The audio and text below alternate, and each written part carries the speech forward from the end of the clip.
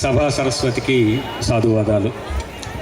ఇక్కడికి విచ్చేసిన విజ్ఞాన్ తల్లిదండ్రులందరికీ నమస్కారాలు తెలియజేస్తూ, ఈ రాయవరంలో ఉన్న ఈ చుట్టుపక్కల గ్రామాల తల్లిదండ్రులతో ఓ 4-5 మాటలు మాట్లాడదామని రాజమండ్రి నుంచి ఇక్కడికి వచ్చాను. కాబట్టి పిల్లల తల్లిదండ్రుల కోసమే నేను మాట్లాడుతున్నాను. మా పిల్లలు ఇక్కడ ఏదో డ్యాన్స్ చేస్తారు, నాటికలు వేస్తారు, నటిస్తారు, వాళ్ళని మేము చూడాలని వచ్చాము. ఈ ఉపన్యాసాలు ఏంటండి అని మనసులో అనిపిస్తూ ఉంటుంది మీకు. అందుకని మీకు కష్టం కలగకుండా నా ఇష్టాన్ని తీర్చుకుంటాను. బహుశా ఒక వారం రోజుల నుంచో 10 రోజుల నుంచో అసలు వీళ్ళందరూ ఇంట్లో తెగ డ్యాన్స్ చేసేస్తూ ఉండుంటారు. ఇంట్లో, వంటింట్లో, హాల్లో, సోఫా మీద, మంచం మీద ఇలా డ్యాన్స్ ఒరే చదవరా అని ఉంటారు మీరు. మా స్కూల్ యాన్యువల్ డే నేను డ్యాన్స్ చేస్తున్నాను అని వాళ్ళని చూసి మీరు మురిసిపోతూ ఉంటారు. నిజమది. ఎందుకంటే తెల్లవారుజామున లేచి క్యారేజీ తయారు చేసి, అసలు ఊరికి ముందు లేచిపోతుంది కదా తల్లి, ఎవ్వరూ లేగరు. ఏ స్కూల్ పిల్లలు ఉన్నారో వాళ్ళ ఇంట్లో విజిల్స్ మోగుతూ ఉంటాయి తెల్లవారుజామున, కుక్కర్ విజిల్స్. వంట చేసేస్తారు, క్యారేజీ సర్దేస్తారు, వాటర్ బాటిల్ పెట్టేస్తారు. వాడు పాపం నిద్రపోతూ ఉంటాడు, వాడిని తీసుకొస్తారు, స్నానం చేయిస్తారు. వాడు అసలు లెక్కపోతుంటే వీపు మీద ఒకటి వేస్తారు. అది తడిగా ఉంటుందేమో, చురుక్కుమని తగులుతుంది. వాటిని పండగ మామూలు అంటారులేండి. వాటిని మొత్తం మీద డ్రెస్ తొడిగేశారు, బెల్ట్, టై, ఏదో బ్యాడ్జ్, షూ అంతా బస్సు ఎక్కించేశారు. అంతే తీసుకెళ్ళి బస్సు ఎక్కించేస్తే బస్సు నుంచి వాడు ఇలా అంటూ ఉంటాడు, మీ పాప మీ అబ్బాయి ఇలా అంటూ ఉంటే మీరు ఇలా అంటూ ఉంటారు. ఇంట్లోకి తిరిగి వచ్చేస్తూ ఉంటారు. మీరు తిరిగి వస్తున్నప్పుడు ఆ పక్కింటి ఆవిడ అడుగుతుంది, పిల్లలు స్కూల్కి వెళ్ళిపోయారమ్మా అని. హాయ్ బాబా, వెళ్ళిపోయారండి బాబా అలాగే అంటారు మీరు. హాయ్ బాబా, వెళ్ళిపోయారండి బాబు. అంటే ఎంత తపన పడుతున్నారు వాళ్ళ చదువు కోసం. మీరు ఇలా లోపలికి వస్తారు, పిల్లలు స్కూల్కి వెళ్ళిపోయారు, అప్పుడు ఈయన లెగుస్తాడు. ఈయన లేచి ఇలా బయటకు వచ్చి పిల్లలు వెళ్ళిపోయారా అంట. ఈయనకి మళ్ళీ టిఫిను, టీ, ఈ వ్యవహారం అంతా. ఇంతకీ ఈ పిల్లలు స్కూల్కి వెళ్ళే లోపు నాన్న ఇంకా లేగలేదు, అమ్మే పాపం పంపించేసింది.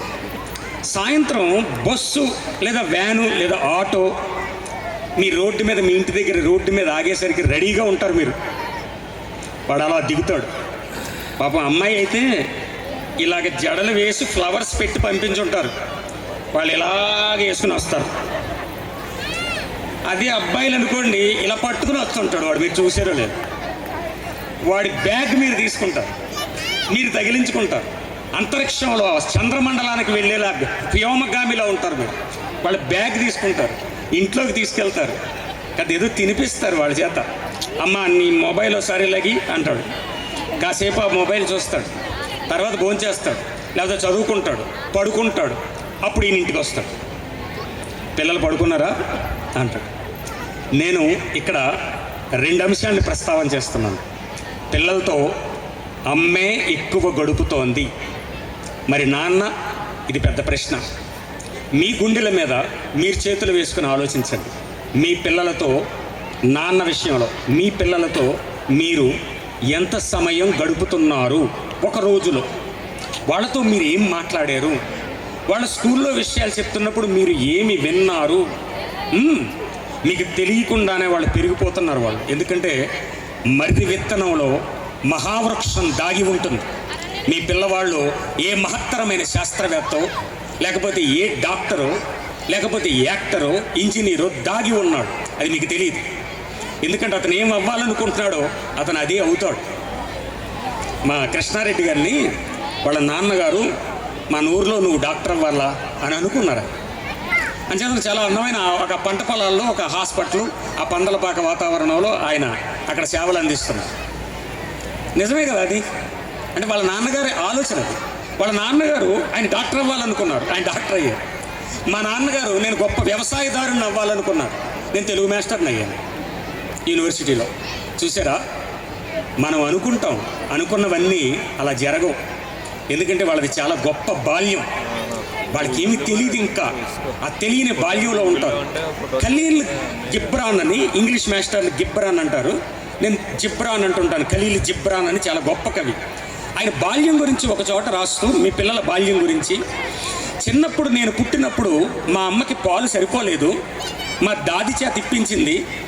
మా దాది నాకు పాలిస్తూ, మీ అబ్బాయి నా పాలుకి చాలా ఇష్టపడుతున్నాడు అని అంది. నేను ఏడ్చి గీపెట్టి మా అమ్మతో చెప్పాను, అమ్మ నువ్విచ్చే 10 రూపాయల కోసం అలా అంటుంది తప్ప ఈవిడ పాలు తాగడం నాకు ఇష్టం లేదు అని ఏడ్చి గీపెట్టి మా అమ్మతో చెప్పాను. మా అమ్మకి నా భాష అర్థం కాలేదు, ఎందుకంటే నేను మాట్లాడుతున్న భాష ఈ లోకానికి చెందింది కాదు. ఇదిగో నాకు 3వ నెల వచ్చేసరికి మా అమ్మ ప్రీస్ట్ని ఇంటికి తీసుకొచ్చింది నాకు పేరు పెట్టడానికి. ఆయన నాకు పేరు పెట్టి నా బుగ్గ గిల్లి, మీ అబ్బాయి చాలా అందంగా ఉన్నాడు అని అన్నాడు. నేను మా అమ్మకి ఏడ్చి గీపెట్టి చెప్పాను, అమ్మా నువ్విచ్చే డబ్బుల కోసం అలా అన్నాడు తప్ప వాస్తవానికి నా రూపం ఆయనకి నచ్చలేదు అని ఏడ్చి గీపెట్టి చెప్పాను. మా అమ్మకి నా భాష అర్థం కాలేదు, ఎందుకంటే నేను మాట్లాడుతున్న భాష ఈ లోకానికి చెందింది కాదు. నాకు 6వ నెల వచ్చేసరికి మా అమ్మ జ్యోతిష్యుడిని తీసుకొచ్చింది నాకు జాతకం చెప్పమని. అతను నా చెయ్యి చూసి, వీడు గొప్ప రాజకీయ నాయకుడు అవుతాడు అని అన్నాడు. నేను వెంటనే మా అమ్మతో ఏడ్చి చెప్పాను, అమ్మ నేను రాజకీయ నాయకుడిని కాను, గొప్ప సంగీత విద్వాంసుని అవుతానని. మా అమ్మకి నా భాష అర్థం కాలేదు, ఎందుకంటే నేను మాట్లాడుతున్న భాష ఈ లోకానికి చెందింది కాదు. ఇదిగో నాకిప్పుడు 35 ఏళ్ళ వయసు. మా అమ్మ లేదు, నాకు పాలిచ్చిన దాది కూడా లేదు, నాకు పేరు పెట్టిన ప్రీస్ట్ కూడా ఇప్పుడు లేరు. మొన్న దేవాలయంలో సంగీత కచేరీ చేసి నేను బయటకు వస్తుంటే నా భుజం మీద చెయ్యి పడింది. వెనక్కి తిరిగి చూశాను. నాకు చిన్నప్పుడు జ్యోతిష్యం చెప్పినటువంటి జ్యోతిష్కుడు, ఒరే అబ్బాయి నీ చిన్నప్పుడు మీ అమ్మతో చెప్పాను నువ్వు గొప్ప సంగీత విద్వాంసుడు అవుతావని అని అన్నాడు ఆయన. నేను ఇప్పుడు నమ్ముతున్నాను, ఎందుకంటే నేను ఆ బాల్యంలోని భాషనంతటిని మర్చిపోయాను. ఇది బాల్యం అంటే.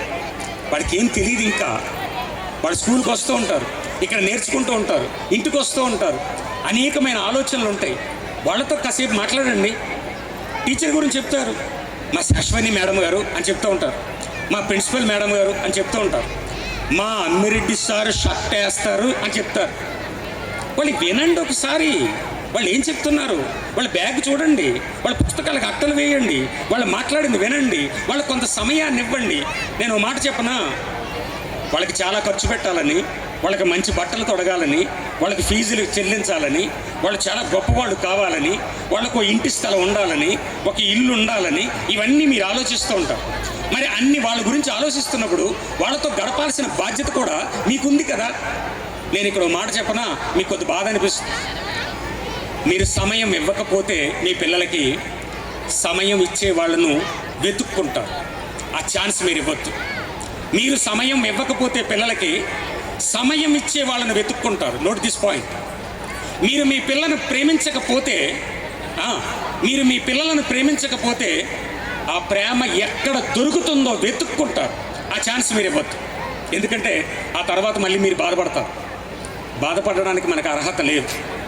ఎవరినో ప్రేమించారు, ఎవరి కోసమో సమయం ఇచ్చారు, ఎవరి కోసమో తిరుగుతున్నారు అని మీరు బాధపడటానికి అర్హత మీకు లేదు. బహుశా నా మాటలు చాలా చేదుగాను బాధగాను మీకు అనిపించవచ్చు, ఎందుకంటే చెట్లు వేళ్ళు చేదుగాను, అది అందించే ఫలాలు చాలా మధురంగాను ఉంటాయి అంటాడు అరిస్టాటిల్. మంచి మాట ఎప్పుడూ కూడా చేదుగానే అనిపిస్తూ ఉంటుంది.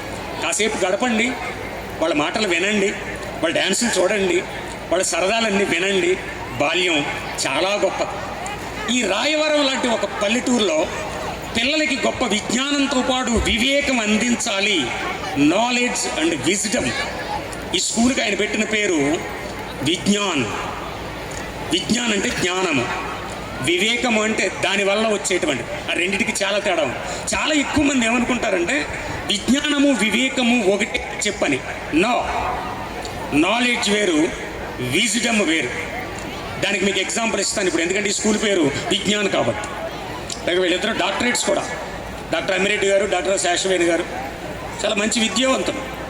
వాళ్ళు ఉద్యోగాలు ఏదో వాళ్ళు చేసుకోకుండా రాయవరం లాంటి ప్రాంతంలో స్కూల్ పెట్టాలని, స్కూల్ పెట్టడం అంటే ఇప్పుడే కృష్ణారెడ్డి గారు నేను మాట్లాడుకుంటాం, స్కూల్ నడపడం చాలా కష్టం అండి.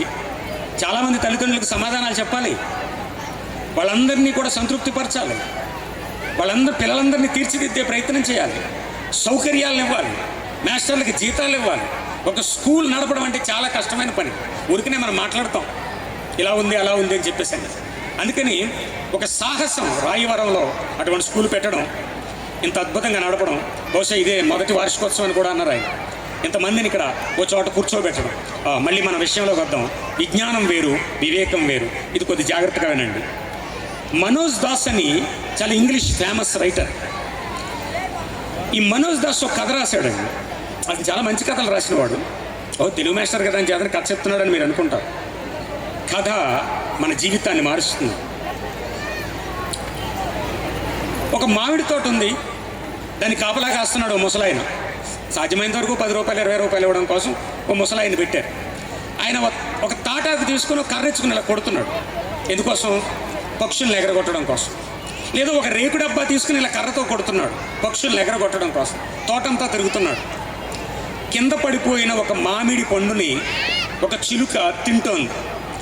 వెనకగా వెళ్ళి దాన్ని ఇలా పట్టుకున్నాడు. నువ్వేనా తినేస్తుంటా మా తోటలో మామిడి పళ్ళు నేను అన్నాడు. నేను కాదు అంది.